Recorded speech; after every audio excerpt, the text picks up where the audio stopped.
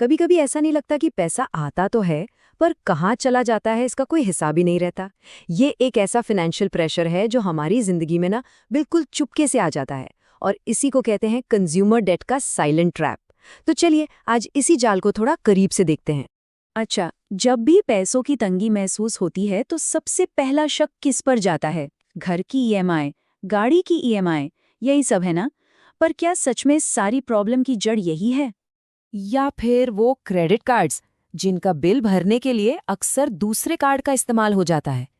असली विलन क्या ये है? और फिर आते हैं हमारे रोज के खर्चे, अच्छी वाली कॉफी, वो नए जूते या दोस्तों के साथ बाहर डिनर।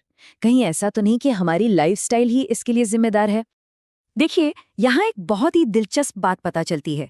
अगर इन सब चीजों को हम अलग अलग देखें, चाहे वो ईएमआई हो, क्रेडिट कार्ड हो या हमारे शौक, तो इनमें से कोई भी अपने आप में कोई बहुत बड़ी प्रॉब्लम नहीं है। असली जड़ वो कहीं और है। तो फिर असली प्रॉब्लम है क्या? देखिए, प्रॉब्लम तब शुरू होती है जब ये तीनों चीजें, ईएमआई, क्रेडिट कार्ड और लाइफस्टाइल के खर्चे एक साथ एक ही टाइम पर चलने लगती हैं। इसी को कहते हैं कॉम्बिनेशन इफेक्ट। और यहीं से सारा फाइनेंशियल प्रेशर बनना शुरू होता है। इसको ना थोड़ा और आसानी से समझते हैं। सोचिए, एक तरफ हर महीने की ईएमआई कट रही है, दूसरी तरफ क्रेडिट कार्ड का इस्तेमाल भी जोरों पर है और उसका बिल भी भरा जा रहा है। और इन सब के साथ साथ रोजमर्रा के खर्चे भी तो चल ही रहे हैं। ये सब बहुत नॉर्मल बातें तो हम सब करते हैं। और यही इस पूरे विश्लेषण का सबसे जरूरी हिस्सा है।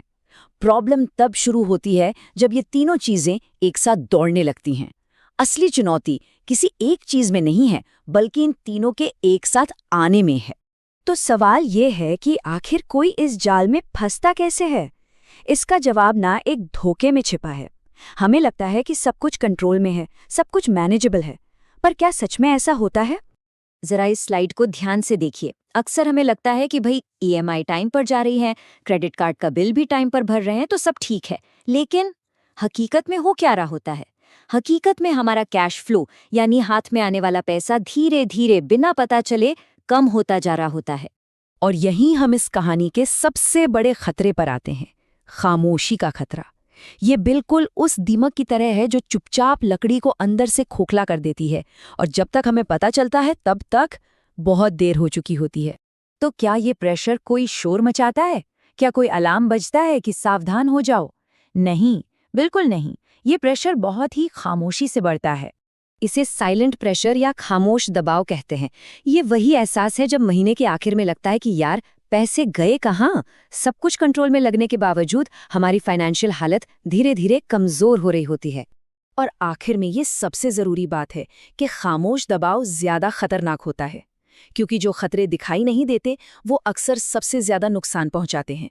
तो ये सवाल सोचना बहुत जरूरी है, कहीं हमारी फाइनेंशियल लाइफ में भी तो कोई ऐसा खामोश दबाव नहीं बन रहा है।